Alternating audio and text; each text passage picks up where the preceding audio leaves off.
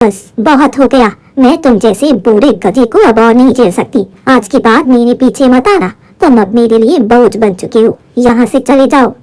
फिर देवकी वहाँ से आगे बढ़ जाती है। बूढ़े गधे की आंखों से लगातार आंसू बहने लगते हैं। वो लड़खड़ाते हुए एक कदम आगे बढ़ाने की कोशिश करता है, लेकिन वही जमीन पर गिर पड़ता है। देवकी मुड़कर उसकी ओर देखती है। ऐसे ही पड़ी रहो। आज के बाद फिर कभी मेरे पीछे मत आना। तुम मेरे लिए सिर्फ बोझ बन गए हो। तुम्हारी वजह से मेरी पूरी जिंदगी बर्बाद हो गई। फिर देवकी घने जंगल की ओर चली जाती है। बूढ़े गधे की आंखों से लगातार आंसू बहते रहे। देखते ही देखते पूरा दिन बीत जाता है। दूसरी तरफ घने जंगल में रतन कड़ी मेहनत से लकड़ियां काट रहा था। तभी मंच भागता हुआ वहां आता है। रतन, अरे रतन, अरे भाई तू यहाँ लकड़ियां काट रहा है? बड़े गांव से इतने दूर? तुझे गांव छोड़े पूरे 2 साल हो गए। हाँ, तुझे पता है कि तेरे पिता की तबीयत कितनी खराब है, और अपनी जवान बेटी को इस तरह से घर पर अकेला कैसे छोड़ सकता है भाई तू? अरे क्या बताऊं भाई, तुम तो जानते हो कि जंगल में बाढ़ आने से सारे पेड़ पौधे सूख गए हैं। अब वहाँ लकड़ियां बची ही नहीं, और जो थोड़ी बहुत है भी सुगीली हो गई, तूने कोई खरीदता नहीं। मैं क्या बताऊं, मैंने सोचा कि यहाँ लकड़ियां बेचकर कुछ पैसे इकट्ठा कर लूं, ताकि बेटिया की शादी किसी अच्छे घर में कर सकूं। अरे तुमको तुरंत जाकर अपने पिताजी को देखना चाहिए भाई, उनकी तबीयत बहुत ही खराब है। और सही बताओ रतन, मुझे नहीं लगता कि वो बच पाएंगे, और तेरे बेटे भी उनको लेकर बड़ी परेशान है। तू जल्दी से जा, अपने गांव जा। क्या बात कर रहे हो? अगर पिताजी की तबीयत इतनी खराब है तो मुझे जाना ही होगा फिर तो। लेकिन मैं भी क्या बताऊं, मैंने पता है अपने पिताजी को इस गांव में साथ लाने के लिए बहुत कोशिश की, बहुत कहा। तुम तो जानते हो कि यहाँ लोग काम तो दे देते हैं, लेकिन रहने के लिए घर नहीं देते।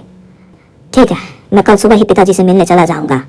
अरे भाई, कल सुबह तक बहुत देर हो जाएगी। तेरे पिता आखिरी सांसें गिन रहे हैं और तू सुबह का इंतजार कर रहा है। अब तुझे तुरंत निकलना चाहिए, जा। इतना सुनते ही रतन के हाथ से कुल्हाड़ी और लकड़ियों का गट्ठर छूट जाता है। वो तुरंत अपने घर की तरफ भाग पड़ता है।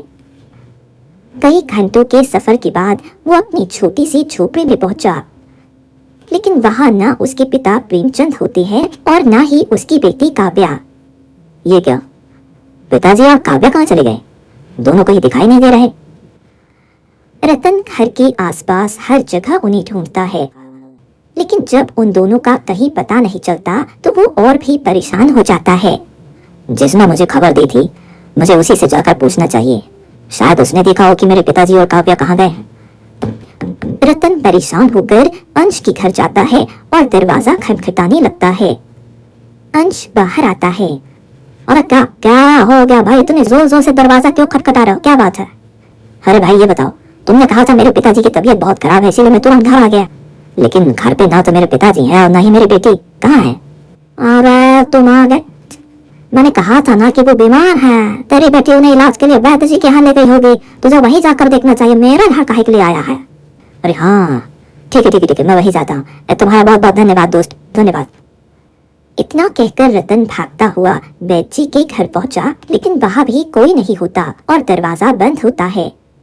ये क्या, मेरी बेटी और पिताजी वो तो वैद्य जी के यहाँ भी नहीं है, घर का दरवाजा भी बंद है। अरे आखिर वो दोनों चले कहाँ गए? हे भगवान, मुझे तो कुछ समझ ही नहीं आ रहा। लगता है वो जंगल के रास्ते किसी दूसरे गांव के वैद्य के पास गए होंगे। हाँ, मुझे उन्हें वहां जाकर ढूंढना होगा।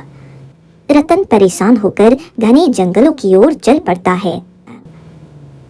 हाँ हाँ, मुझे जल्दी पहुंचना होगा। पता नहीं वो दोनों किस हाल में होंगे। हाँ हाँ। तभी रतन को बहुत तेज प्यास लगी। अरे रे, मुझे बड़ी जोर की प्यास भी लगाई। चलो पहले थोड़ा पानी पी लेता हूँ, फिर आगे बढ़ूंगा।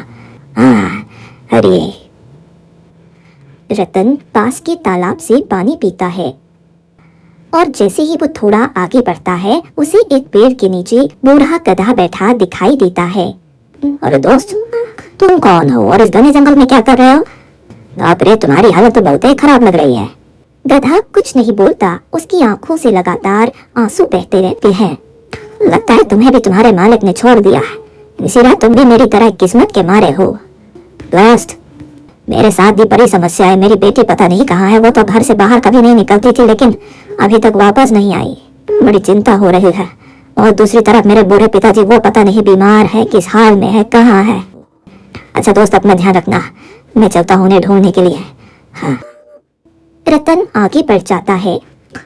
तभी गधा धीरे धीरे उठकर उसके पीछे चलने की कोशिश करता है, लेकिन कमजोरी के कारण कुछ ही कदम चलकर बेहोश होकर जमीन पर गिर पड़ता है।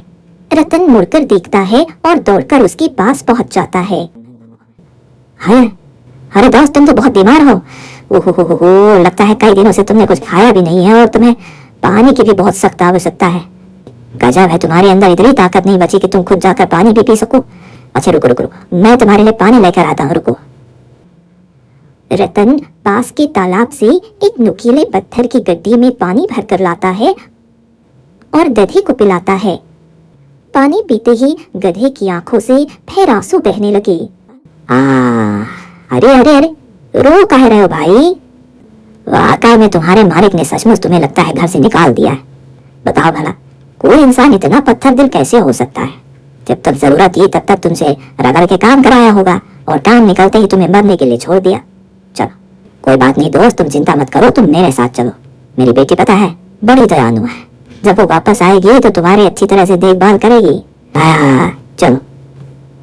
रतन गधे को अपनी साथ लेकर जैसे तैसे घर पहुंचा और उसे एक खूंटे से बांध दिया। हाँ दोस्त, अब तुम यहीं आराम करो, मैं अपने पिता और बेटी को ढूंढने जा रहा हूँ। पता नहीं वो दोनों कहाँ होंगे, किस हाल में होंगे। जैसे ही रतन जाने लगा तभी गधा बोल पड़ा, रुक जाइए, मैं भी आपके साथ चलूंगा। तुम तो बोल भी सकते हो। फिर इतनी देर से चुप काहे थे भाई? अब मुझे लगा था कि आप भी मेरे मालिक की तरह होंगे, इसीलिए मैंने कुछ नहीं कहा। लेकिन अब मैं आपकी बेटी और आपके पिता को ढूंढने में आपकी मदद करूंगा, क्योंकि आपने मुझे दोस्त कहा है ना। अरे दोस्त, तुम्हारे अंदर अभी इतनी ताकत नहीं है, अब तुम ठीक से खड़े भी नहीं हो पा रहे थे, फिर मेरी बेटी और पिता को कैसे ढूंढोगे बताओ? अब आप बस चलिए मेरे साथ, मुझे पता है कि आपकी बेटी और आपके पिता कहाँ है। क्या सच में तुम्हें पता है? हाँ मुझे पता है, आइए चलिए मेरे साथ। रतन तुरंत उसकी रस्सी खोल देता है और उसके साथ चल पड़ता है। तभी गधा अचानक पूरी तरह स्वस्थ होकर तेजी से आगे बढ़ने लगा। ये देखकर रतन हैरान रह गया। अभी कुछ देर पहले तो ये ठीक से खड़ा भी नहीं हो पा रहा था, और अब इतनी तेजी से कैसे चल रहा है? शायद अरे नहीं, मैं कुछ ज्यादा ही सोच रहा हूँ। हाँ। रतन अपने मन को समझाकर गधे के पीछे पीछे घने जंगल की ओर चल दिया। उनके जाते ही अंश और दिवाकर रतन के घर पहुंच जाते हैं और घर का दरवाजा बंद कर देते हैं। अरे क्या बात है मेरा शेर, क्या चाल चली तूने? अब ये घर हमारा हो जाएगा। बिल्कुल। अरे तुम तो हमारे गांव का नियम जानते हो, जो व्यक्ति लगातार 16 दिन तक अपने घर में नहीं रहता, उसका घर उस व्यक्ति का हो जाता है जिसकी पहली नजर पड़ती है। 15 दिन पहले मैंने इसके पिता और बेटी को झूठ बोला कि रतन की जान खतरे में है, और वो दोनों रतन को ढूंढे निकले। और आज मैंने रतन से भी झूठ कह दिया कि उसके पिता और बेटी लापता है। अब रतन उनको ढूंढने निकल गया। सब एक दूसरे को ढूंढ रहे हैं और यहाँ घर हमारा हो जाएगा। वाह भाई वाह, मान गए तुम्हारी चाल। गजब चालबाज, गजब टोपीबाज आदमी हो गई तुम, वाह। ब्रूनो जोर जोर से हंसने लगते हैं और रतन और गधा घने जंगल में लगातार आगे बढ़ते जा रहे थे। हाँ दोस्त, अरे हमें और कितनी दूर जाना हो गया? बस थोड़ा और चलिए मालिक, उसके बाद आपको आपके पिता और आपकी बेटी मिल जाएंगे। हिम्मत मत हारिए, चलिए रे। चलते चलते पूरा दिन बीत गया। अगली सुबह तेज आंधी के साथ मूसलाधार बारिश शुरू हो गई। अरे बाप रे, इतनी तेज बारिश, पता नहीं वो दोनों किस हाल में होंगे। अरे तभी रतन की नजर सामने एक पेड़ के नीचे बने छोटे से छप्पर पर पड़ी। छप्पर के नीचे प्रेमचंद और काव्या ठंड से कांपते हुए बारिश में भीग रहे थे। पिताजी, काव्या, तुम दोनों यहाँ इस हालत में, और घर छोड़कर यहाँ क्यों हो गए? पिताजी, आपकी तबीयत तो ठीक है ना? अरे मुझे क्या होगा बेटा, हम दोनों तो पिछले 16 दिन से यहीं बैठकर तुम्हारा इंतजार कर रहे हैं, लेकिन तुम अब जाकर आए हो। अरे कहाँ रह गए थे तुम, ये बताओ। हाँ पिताजी, हम दोनों पिछले 16 दिनों से इसी छप्पर के नीचे आपका इंतजार कर रहे हैं। पास में खजूर का पेड़ था, उसी के फल खाकर और पानी पीकर जैसे तैसे हमने समय बिताया। अरे लेकिन तुम दोनों यहाँ क्यों आए? आखिर तुम्हें बुलाया किसने था कि मैं यहाँ मिलूंगा? किसने क्या? उसी अंश ने। उसने कहा था कि तुमने हमें यही बुलाया है। उसने बताया कि तुम 2 साल से घर नहीं आए, इसीलिए तुम हमसे यही मिलोगे। बस उसकी बात मान कर अब ये सुनते ही रतन की पैरों तले जमीन खिसक गई। क्या? पिताजी, पिताजी, यह सब अंश की सोची समझी चाल है। उसने मुझसे भी झूठ बोला, यानी कि वो किसी भी तरह से हमारा घर हड़पना चाहता था। भीमचंद सिर कतर कर बैठा। अरे बेटा, तू तो हमारे गांव का नियम जानता ही है। अगर कोई लगातार 16 दिन तक अपने घर में न रहे तो उसका घर उससे छिन जाता। लगता है अंश ने इसी नियम का फायदा उठाकर हमारे साथ ये छल किया है। पिताजी, अब हम कहाँ जाएंगी? अब तो इस गांव में लौटने का भी कोई फायदा नहीं है। हम उनका विरोध भी नहीं कर सकते क्योंकि ये कबीले का नियम है। मुझे भी समझ नहीं आ रहा कि मैं तुम लोगों के लिए नया घर कहाँ से लाऊं। मैं तो अब तक 2 वक्त की रोटी भी बड़ी मुश्किल से जुटा पाता था, लेकिन अब इतना धन कहाँ से लाऊं? रतन की आंखों से आंसू छलक पड़े। तीनों गहरी चिंता में डूब गए। तभी वो गधा आगे बढ़ गया। अरे आप लोग बिल्कुल चिंता मत कीजिए, मैं आपकी मदद करूंगा। मैं कोई साधारण गधा नहीं बल्कि एक जादुई गधा हूँ। हैं? ये तुम क्या कह रहे हो दोस्त? तुम गधा होकर इंसानों की तरह कैसे बोल रहे हो भाई? पिताजी, मुझे लगता है कि ये कोई साधारण गधा नहीं है। गधा 2 कदम पीछे हटता है और अपनी पूंछ जोर से जमीन पर मारता है। अचानक चारों ओर तेज रोशनी फैल गई और देखते ही देखते वहाँ एक विशाल सोने का महल बन गया। ये देखकर तीनों हैरान रह गए। ये क्या? इतना बड़ा सोने का महल अचानक से कैसे बन गया? ये दोस्त, ये तुम्हारे पास कैसी शक्ति है? क्योंकि मैं एक जादुई गधा हूँ। आपने मेरी मदद की, इसीलिए अब आपकी मदद करना मेरा कर्तव्य है। अब आप तीनों इस महल में रहिए और आराम से अपना जीवन बिताइए। जो सुख सुविधाएं आपको कभी नहीं मिली ना, वो सब आपको अभी यही मिलेंगी। अब बेटा, इतना भव्य सोने का महल तो मैंने अपनी पूरी जिंदगी में कभी नहीं देखा। चलो इसके अंदर चलते हैं, चलो। प्रेमचंद खुशी खुशी महल के अंदर चले जाते हैं। दोस्त, तुमने आज मेरे परिवार को नई जिंदगी दे दी। हम तुम्हारा ये उपकार कभी नहीं भूलेंगे दोस्त, कभी नहीं। रतन भी प्रसन्न होकर महल के अंदर चला जाता है। उसके पीछे पीछे काव्या भी चलने लगी। ये गधा हमारी इतनी मदद क्यों कर रहा है? मुझे कुछ ना कुछ अजीब जरूर लग रहा है। काव्या मन में शंका लिए हुए महल के अंदर चली गई। आज सब कुछ वैसा ही हो गया जैसा कि मैंने सोचा है। गधा भी महल के अंदर चला जाता है।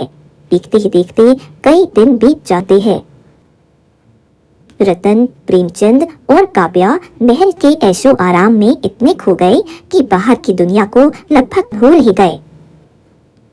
एक रात आधी रात के समय गधा चुपचाप महल से निकला और घने जंगल की एक गुफा में पहुंचा, जहां बूढ़ी औरत देवकी उसका इंतजार कर रही थी। कहो, तुमने वैसे ही किया ना जैसे मैंने तुम्हें कहा था। मालकिन, उस दिन आपका मुझे जंगल में छोड़ने का नाटक सफल रहा। रतन ने मुझ पर दया की और हमारी योजना पूरी हो गई। ऐसा क्या किया तुमने उनके साथ? रतन, जो पहले दिन रात मेहनत करके लकड़ियाँ काटता था, अब महल में आराम से पड़ा रहता है। प्रेमचंद, जिसे कभी 2 वक्त का भोजन भी नसीब नहीं होता था, अब दिन भर स्वादिष्ट भोजन करता रहता है। और काव्या, जिसने कभी अच्छे कपड़े और गहने नहीं देखे थे, अब दिन में कई बार कपड़े बदलती है और घंटों आईने के सामने बैठी रहती है। बिल्कुल वही हो रहा है जो मैं चाहती थी। अगर उस दिन प्रेमचंद ने हमारे साथ विश्वासघात ना किया होता तो आज उसे ये सब नहीं भुगतना पड़ता। इतना कहते ही देवकी की आंखों के सामने वर्षों पुराना दृश्य घूमने लगा। हाँ, दृश्य कई वर्ष पहले का है। सूर्यगढ़ राज्य में महाराज की मृत्यु के बाद रानी देवकी अकेले पूरे राज्य की जिम्मेदारी संभाल रही थी। एक दिन वो राजमहल में बैठी हुई थी, तभी उनके सेनापति प्रेमचंद वहां पहुंचे। महारानी जी, बहुत बड़ा संकट आने वाला है। हमारे राज्य के दुश्मन हमला करने वाले हैं, इसीलिए हमारे राज्य का सारा सोना चांदी और धन दौलत एक जगह सुरक्षित इकट्ठा करना होगा। सेनापति, ये तुम क्या कह रही हो? तुम जानते हो कि महाराज अब इस दुनिया में नहीं है। यदि युद्ध हुआ तो हमारा राज्य भारी संकट में पड़ जाएगा। ठीक है, पूरे राज्य में घोषणा करवा दो कि सभी लोग अपना सोना चांदी और धन दौलत हमारे पास जमा कर दी, ताकि उसे सुरक्षित रखा जा सके। जब तक संकट टल नहीं जाता हम सब उसे सुरक्षित रखेंगे। जैसी आपकी आज्ञा महारानी जी। सेनापति प्रेमचंद वहां से निकलकर सीधे गांव की चौपाल पर पहुंचा और ऊंची आवाज में घोषणा करने लगा। सुनो सुनो, अरे भाई सबने ध्यान से सुनो, हमारे राज्य पर गहरा संकट मंडरा रहा है। महारानी जी का आदेश है कि सभी लोग अपने घर का सारा सोना चांदी और धन दौलत लाकर तुरंत राजमहल में जमा कर दो, ताकि वो पूरी तरह से सुरक्षित रह सके। सेनापति जी बिल्कुल ठीक कह रहे हैं, चलो जल्दी करो। महारानी देवकी से अधिक ईमानदार कोई और नहीं है। उन्होंने हमेशा अपनी प्रजा की भलाई के बारे में सोचा है। बिल्कुल सही कहा। देर मत करो भाई, सब लोग अपना धन लेकर तुरंत महल चलो चलो। सभी गांव वाले महारानी देवकी पर विश्वास करके अपना सोना चांदी और धन दौलत राजमहल में जमा करवाने लगे। जब सभी लोग वहां से चले जाते हैं तब उनका वफादार गधा देवकी के पास आकर खड़ा हो जाता है। मालकिन, प्रजा ने आप पर विश्वास करके सारा धन आपको सौंप दिया। अब इसकी रक्षा करना हमारी सबसे बड़ी जिम्मेदारी है। तुम बिल्कुल चिंता मत करो, मेरी प्रजा मुझ पर पूरा विश्वास करती है और मैं उनका विश्वास कभी टूटने नहीं दूंगी। देवकी मुस्कुराते हुए सारा खजाना एक जगह सुरक्षित रखने लगती है। तभी सेनापति प्रेमचंद कुछ हथियारबंद सैनिकों के साथ वहां आ पहुंचा। महारानी जी, ये सारा धन अब आप मुझे सौंप दीजिए। सेनापति, ये तुम क्या कह रही हो? क्या तुम्हारा दिमाग ठीक है? मैं अच्छी तरह से जानता हूँ कि गांव वाले आपकी हर बात पर आंख बंद करके विश्वास करते हैं, इसीलिए तो मैंने ये पूरी चाल चली थी। अरे मुझे पता था कि आक्रमण के डर से सभी अपना खजाना आपके पास जमा कर देंगे। अब ये सारा धन मुझे चाहिए। अरे मैं फालतू की सेनापति की मामूली से जिंदगी से पूछ चुका हूँ। ये खजाना लेकर मैं अपने बेटे रतन के साथ मजे की जिंदगी जीऊंगा, ऐश की जिंदगी। प्रेमचंद, तुम बहुत बड़ा अन्याय कर रही हो। तुम राज्य के सेनापति होकर मुझसे ही विश्वासघात कर रही हो। ये सारा धन प्रजा का है। उन्होंने अपनी गाढ़ी कमाई मुझ पर विश्वास करके सौंपी है। मैं तुम्हें इसमें से एक तिनका भी नहीं दूंगी। महारानी जी, आप मेरा अकेले क्या बिगाड़ लेंगी? सारे सैनिक मेरे इशारे पर चलते हैं। मेरे एक आदेश पर वो आप पर हमला कर देंगे। इस पूरे कथे के सहारे आप मेरा रास्ता नहीं रोक सकती। ऐसा मजाक मत कीजिए, अच्छा नहीं लगता।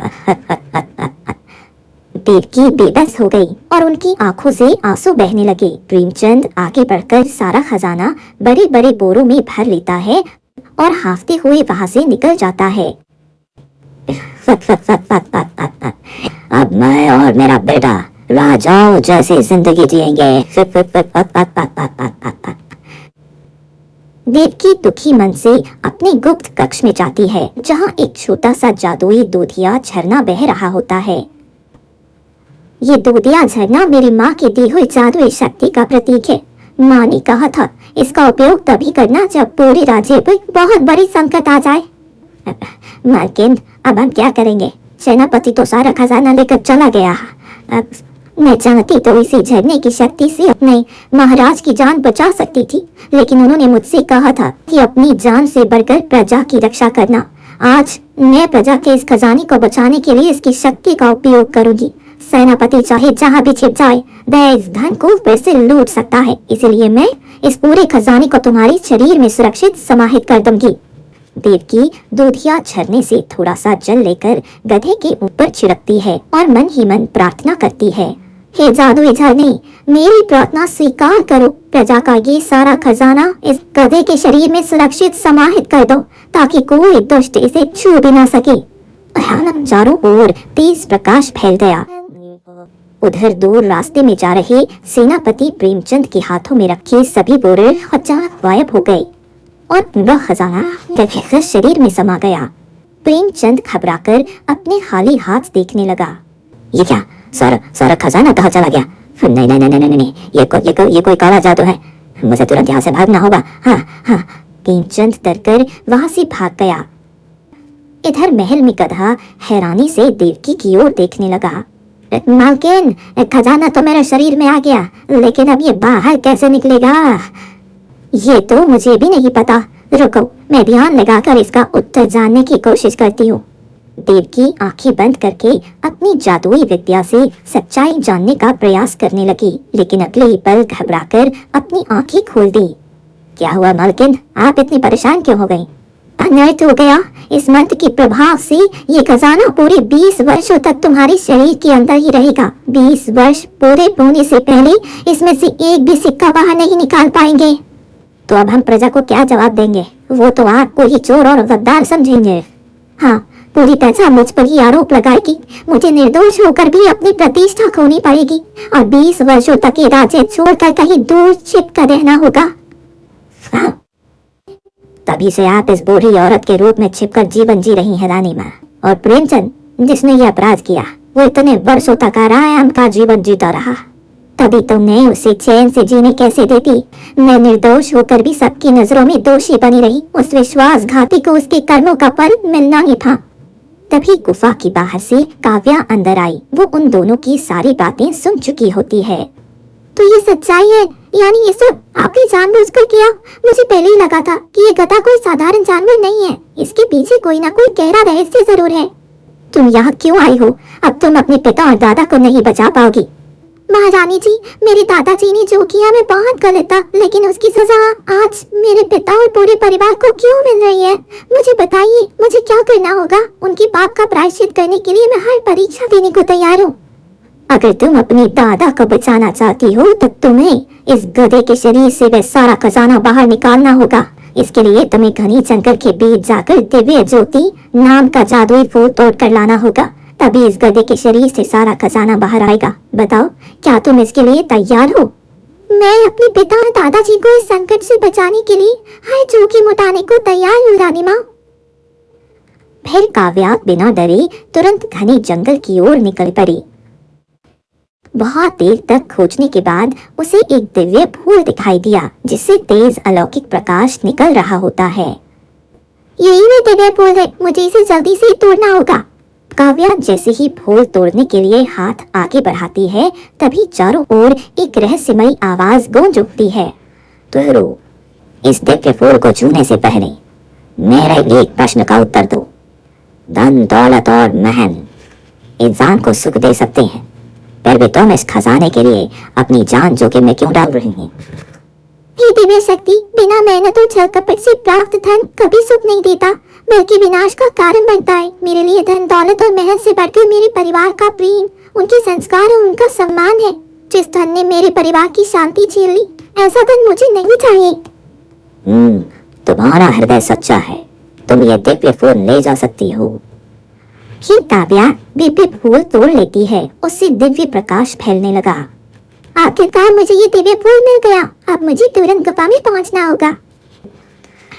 फिर काव्या गुफा में आ गई और वो फूल गधे के ऊपर रख दिया। तभी तेज प्रकाश फैला। गधे के शरीर से सारा सोना चांदी जमीन पर बिखर गया। काव्या, तुम्हारे दादा ने जो पाप किया था उसका प्रायश्चित तुमने अपनी निष्ठा, साहस और सच्चे मन से कर दिया। इसलिए मैं तुम्हारे दादा और तुम्हारे पिता दोनों को माफ करती हूँ और ये थोड़ा धन तुम्हारे नेक दिल का इनाम है। देवकी अपने खजाने में से सोने की कुछ मोहरें निकालकर काव्या को दे देती है और अपने राजमहल की ओर लौट आती है। वही काव्या जब अपने गांव लौटती है तो देखती है कि सोने का महल पूरी तरह गायब हो चुका है। अने, ये क्या हो गया? हमारा सोने का महल कहाँ चला गया? ये सब मेरी ही गलती का परिणाम है। मुझे उस समय खजाने का दानत नहीं करना चाहिए था। आज ये सब मेरे ही पापों का फल भुगत रहे हैं। मैं क्या करूँ गलती कर दी मैंने। बस बस बस पिताजी, शांत हो जाइए, शांत हो जाइए। अब पछताने से कुछ नहीं बदलेगा। तभी काव्या वहाँ पहुँचती है और बीते दिनों की पूरी सच्चाई अपने पिता और दादाजी को बता देती है। दादाजी, नानी माँ ने आपको क्षमा कर दिया है और ये देखिए, उन्होंने अपनी खुशी से मुझे सोने की कुछ मोहरें भी दी हैं। इन्हीं से हम अपना जीवन फिर से शुरू करेंगे। चलो पिताजी, जो हो गया उसे अब भूल जाइए। अंत भला तो सब भला। अब हम मेहनत की कमाई से ईमानदारी का जीवन जिएंगे। चलिए। फिर काव्या और रतन रानी देवकी की दी हुई सोने की मोहरों से एक छोटा सा सुंदर घर बनाते हैं और मेहनत और ईमानदारी की कमाई से खुशी खुशी अपना जीवन बिताने लगते हैं।